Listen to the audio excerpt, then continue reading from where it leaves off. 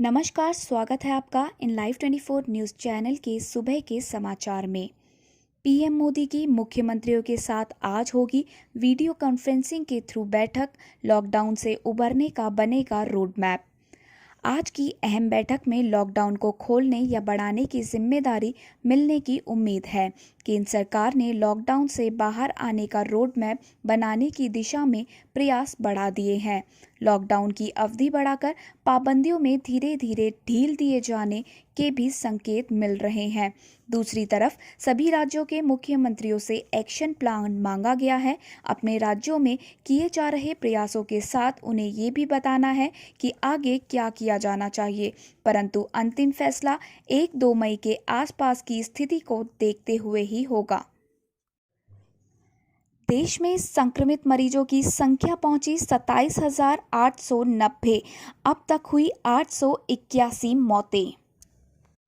देश भर में कोरोना वायरस से संक्रमित मरीजों की संख्या लगातार बढ़ती ही जा रही है। केंद्रीय स्वास्थ्य और परिवार कल्याण मंत्रालय की ओर से जारी आंकड़ों के मुताबिक देश भर में कोरोना पॉजिटिव मामलों की कुल संख्या 27,890 हो चुकी है, जिसमें से 20,486 सक्रिय केस हैं। 6,523 लोग स्वस्थ हो चुके हैं या उन्हें अस्पताल से छुट्टी दे दी गई है और 881 लोगों की मौत हो चुकी है। वहीं दूसरी तरफ दिल्ली के 14 अस्पतालों में 100 से ज़्यादा डॉक्टर और नर्स समेत अन्य स्वास्थ्य कर्मचारी कोरोना वायरस की चपेट में आ चुके हैं। रविवार को भी एम्स और सफदरजंग समेत 5 अस्पतालों में 14 स्वास्थ्यकर्मी संक्रमित मिले, जिनका उपचार चल रहा है। ताज़ा जानकारी के अनुसार महाराष्ट्र में कोरोना की चपेट में 8,068 लोग अब तक आ चुके हैं। वहीं गुजरात में बढ़कर ये आंकड़ा 3,301 हो चुका है। बड़ी खबर, अमृतसर में हिजबुल का आतंकी गिरफ्तार, 7 बरामद किए गए 20 लाख रुपए। पंजाब पुलिस ने हिजबुल मुजाहिदीन के एक आतंकी को धर दबोचा है, जिसके पास से 20 लाख कैश भी बरामद किए गए हैं। पुलिस को शक है कि ये किसी बड़ी वारदात को अंजाम देने की फिराक में था। गिरफ्तार आतंकी की पहचान हिलाल अहमद पुत्र अब्दुल समद के रूप में हुई है। वो नौगाम अवंतीपुरा जम्मू कश्मीर का रहने वाला है। इससे पहले कोरोना के चलते जम्मू कश्मीर में आतंकी गतिविधियां लगातार जारी हैं। घाटी से आए दिन एनकाउंटर की खबरें आ रही हैं। केंद्रीय कर्मचारियों के लिए जरूरी सूचना, सेवानिवृत्ति आयु घटाने वाली रिपोर्टों का राज्य मंत्री जितेंद्र सिंह ने किया खंडन। रविवार को कार्मिक राज्य मंत्री जितेंद्र सिंह ने मीडिया के हिस्से में आई उन रिपोर्टों का खंडन किया है कि कर्मचारियों को जल्द सेवानिवृत्त करने का प्रस्ताव है। वर्तमान में कर्मचारी 60 वर्ष की आयु में सेवानिवृत्त होते हैं। सिंह ने नोटिफिकेशन जारी कर उन रिपोर्टों को गलत बताया कि सरकार ने कर्मचारियों की सेवानिवृत्ति की आयु घटाकर 50 वर्ष करने का प्रस्ताव दिया है। देश में पहली बार प्लाज्मा थेरेपी के जरिए मरीज ने कोरोना से जीती जंग। कोरोना वायरस के संक्रमण को फैलने से रोकने और इसके इलाज के लिए रोजाना प्रयोग हो रहे हैं। ऐसे में प्लाज्मा थेरेपी तकनीक ने डॉक्टरों और विशेषज्ञों के बीच एक नई उम्मीद की किरण जगा दी है। इस तकनीक से देश में पहले मरीज का सफल इलाज किया गया और अब उसे अस्पताल से छुट्टी भी दे दी गई है। दिल्ली के रहने वाले 49 साल के एक शख्स को, जो कोरोना पॉजिटिव पाए जाने के बाद साकेत के मैक्स हॉस्पिटल में भर्ती थे, जिनका प्लाज्मा थेरेपी से सफल इलाज हुआ है। आपको बता दें कि भारत में कोरोना के खिलाफ पहली बार किसी मरीज पर उपचार की इस तकनीक का इस्तेमाल किया गया है। कश्मीर में 4 घंटे चली मुठभेड़ के बाद 4 आतंकी हुए ढेर, मेजर घायल। दक्षिण कश्मीर में लगातार तीसरे दिन भी आतंकी प्रहार जारी रहा। रविवार देर शाम जिला कुलगाम के अस्थल क्षेत्र में करीब 4 घंटे चली मुठभेड़ में सुरक्षा बलों ने 4 आतंकियों को मार गिराया। इस दौरान एक मेजर के घायल होने की भी सूचना है। वहीं मुठभेड़ स्थल में भारी मात्रा में गोला बारूद बरामद किया गया है। कश्मीर जोन पुलिस ने बताया कि इस ऑपरेशन में सेना, सीआरपीएफ और पुलिस के जवानों ने संयुक्त रूप से भाग लिया था। आतंकियों के खिलाफ चलाए गए अभियान में इसे बड़ी कामयाबी माना जा रहा है। तमिलनाडु में हर वर्ग के लिए वरदान साबित हो रही अम्मा कैंटीन। तमिलनाडु में रियायती दरों पर भोजन मुहैया कराने वाली अम्मा कैंटीन लॉकडाउन के दिनों में लोगों के लिए बड़ी राहत साबित हो रही है। इस कैंटीन के जरिए मध्यम वर्ग से लेकर मजदूर, ट्रक चालक आदि सभी वर्ग के लोगों को गुणवत्तापूर्वक भोजन मिल पा रहा है।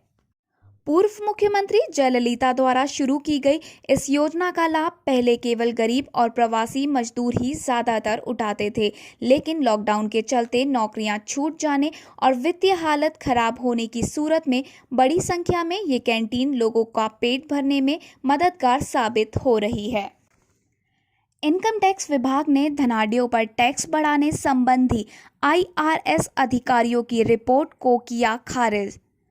आयकर विभाग ने कोविड-19 के आर्थिक प्रभावों को कम करने के लिए IRS के 50 अधिकारियों की एक रिपोर्ट को ये कहते हुए खारिज कर दिया कि केंद्रीय प्रत्यक्ष कर बोर्ड यानी कि CBDT ने IRS एसोसिएशन को इस तरह की कोई भी रिपोर्ट तैयार करने को कभी कहा ही नहीं था। ये उनके निजी विचार एवं सुझाव है जिन्हें सार्वजनिक करने से पहले कोई अनुमति नहीं ली गई। ये सेवा आचरण नियमों का उल्लंघन है और इस मामले में जांच शुरू की जाएगी। देश भर में फंसे लोगों के लिए सरकार चला सकती है स्पेशल ट्रेन, मुफ्त होगी यात्रा। लॉकडाउन के बाद जगह जगह फंसे लोगों को उनके घर तक पहुंचाने की मांग तेजी से बढ़ने लगी है। राज्य सरकार ही नहीं, स्थानीय सांसदों पर भी दबाव बन रहा है।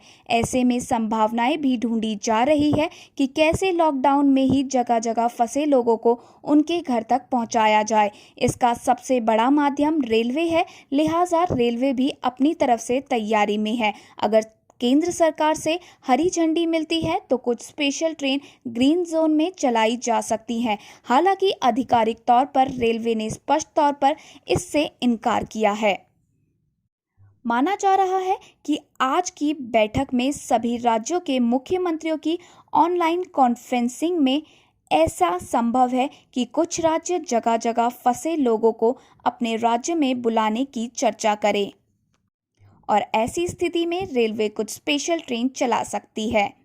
डेयरी पर मंडराता संकट, 10 करोड़ किसानों की टूटी आस।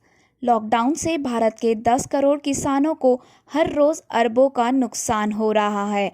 मिठाई की दुकानें, रेस्टोरेंट, पनीर की सप्लाई बंद होने से पशुपालक करीब 60 अरब का नुकसान उठा रहे हैं। जहां खोया पनीर से जुड़े कारोबार पर ताला लग चुका है, वहीं दूध खरीदने वाली कोऑपरेटिव कंपनियों ने सप्लाई कम होने से दूध खरीदने में आनाकानी करने लगी है।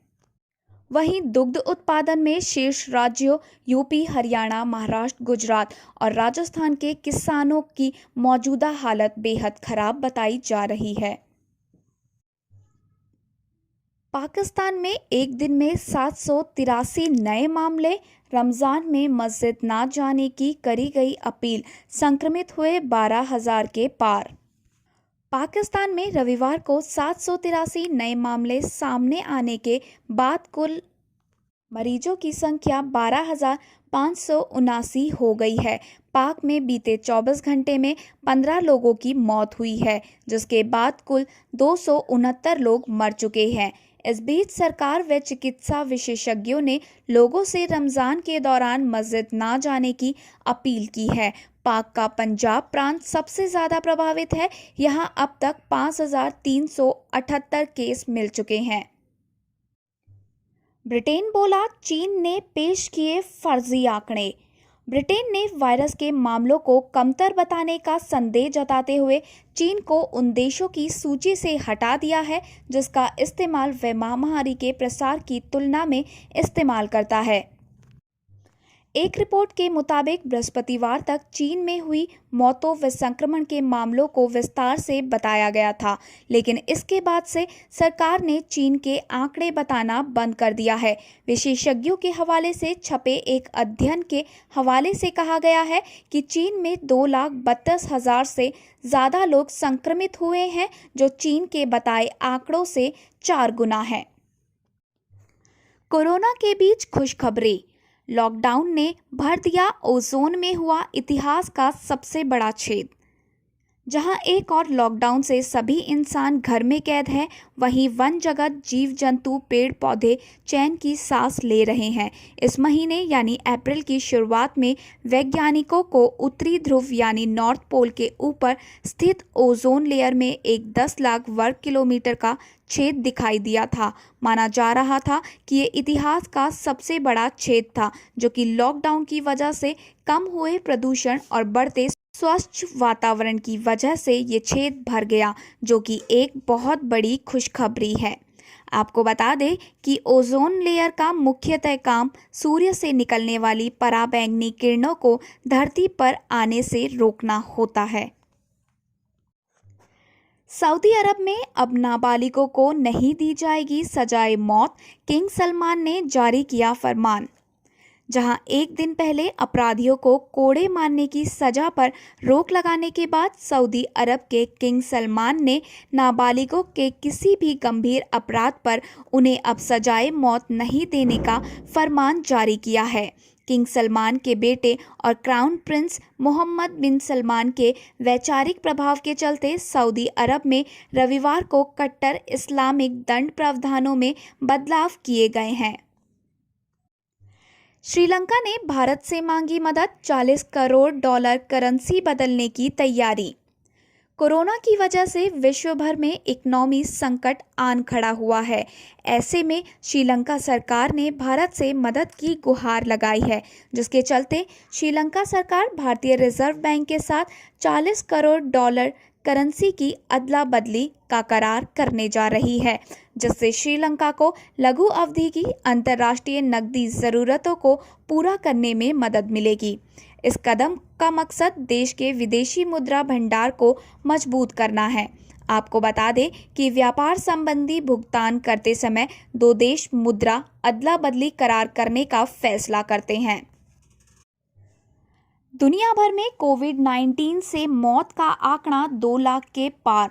WHO की चेतावनी, जिन्हें एक बार हुआ कोरोना उन्हें दोबारा नहीं हो सकता, इसके कोई प्रमाण नहीं।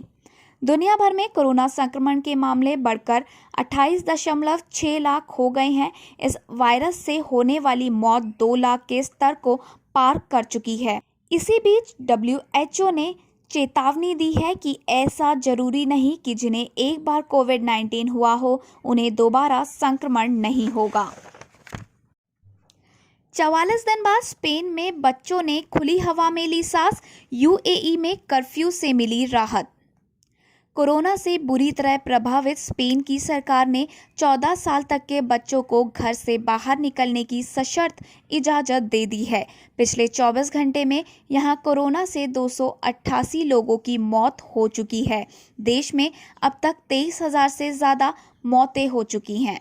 बच्चों को घर से बाहर निकलने की अनुमति के साथ सरकार ने शर्त रखी है कि वे दूसरे बच्चों के साथ नहीं खेल सकते और अन्य बच्चों से 2 मीटर की दूरी बनाई रखनी होगी। फिलहाल पार्कों को बंद रखा गया है। साथ ही सऊदी अरब में कर्फ्यू में ढील दे दी गई है। हालांकि इसे छूट से पवित्र शहर मक्का और उससे जुड़े पड़ोसी इलाकों को बाहर रखा गया है। यहां आर्थिक और वाणिज्यिक गतिविधियों को फिर से शुरू करने की अनुमति दी गई है। इसमें शॉपिंग मॉल, थोक और खुदरा दुकानें शामिल हैं। ये सभी बुधवार 13 मई तक खुलेंगे। हालांकि जिन क्षेत्रों में शारीरिक दूरी बनाए रखना संभव नहीं है, वे फिलहाल बंद ही रहेंगे और साथ ही एक जगह 5 लोगों के एकत्र होने पर प्रतिबंध कायम रहेगा। आपको बता दें कि सऊदी में 16,000 से ज़्यादा संक्रमित हैं और 136 की मौत अभी तक हो चुकी है। दक्षिण कोरिया ने कहा, जीवित और स्वस्थ हैं उत्तर कोरियाई नेता किम जोंग उन। दक्षिण कोरिया के राष्ट्रपति मून जे इन के वरिष्ठ सुरक्षा सलाहकार का कहना है कि उत्तर कोरिया के नेता किम जोंग उन पूरी तरह से स्वस्थ और जिंदा है। इसके साथ ही उन सभी खबरों पर विराम लग गया है जिनमें किम की सेहत को लेकर चिंता जाहिर की जा रही थी। किम अपने दादा के जन्मोत्सव में शामिल नहीं हुए थे, जिसके बाद से कई तरह की अटकलें लगनी शुरू हो गई थी। सोमवार को स्थानीय अखबार ने कहा कि किम ने वोनसन कल्मा तटीय पर्यटन परियोजना में काम करने वाले कर्मचारियों को धन्यवाद दिया है। ये हाल के दिनों में किम के नाम से आई पहली जानकारी है। अमेरिका आधारित थिंक टैंक 38 नॉर्थ ने कुछ सैटेलाइट तस्वीरों की समीक्षा की है, जिसमें वोनसन में पिछले हफ्ते एक ट्रेन दिखाई थी जो संभवतः किम से संबंधित है, जिससे माना जा रहा है कि वो यहाँ रह रहे हैं। धन्यवाद। फिलहाल के लिए इतना ही। आगे की और खबरों के लिए बने रहिए हमारे साथ इन लाइव 24 न्यूज़ चैनल पर। और अगर आपको हमारी ये वीडियो पसंद आई हो तो लाइक और दोस्तों के साथ शेयर करना ना भूलें और जाने से पहले चैनल को सब्सक्राइब ज़रूर करें।